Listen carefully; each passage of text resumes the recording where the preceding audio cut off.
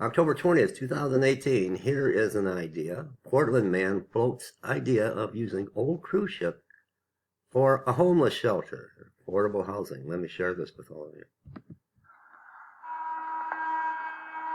Imagine a day when docked right next to the Adventure of the Seas, another smaller cruise ship, a floating neighborhood.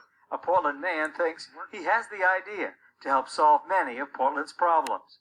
We're looking at actually four populations: the homeless population, the low-income population, the workforce population, and immigrant population, who all need housing. They all need job skills training. We would offer that on board. 5 decks, each with 100 housing units. Ken Capron admits his idea is fraught with endless questions. First off, who's going to pay for it? We'd be looking for a trade, like I mentioned earlier. If you've got a homeless shelter and you want to move it onto on deck, we'll trade you one property for another. I have no idea if it's the craziest idea I've ever heard or the most brilliant idea I've ever heard, but what I like about it is that he's coming up with creative ways to figure out how to build housing in the city of Portland. Portland Mayor Ethan Strimling says right now there's a need for more than 1,000 housing units in the city, so he's open to any and all ideas. There's tons of hurdles that anyone would have to overcome to do this.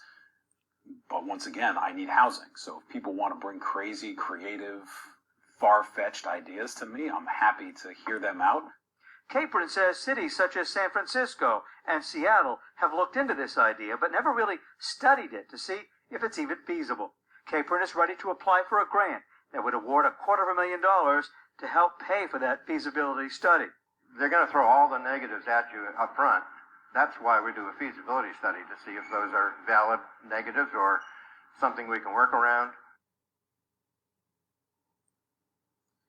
And Capron goes before the city to float his idea tomorrow afternoon, City Hall, from 1 o'clock to 3 o'clock in the afternoon.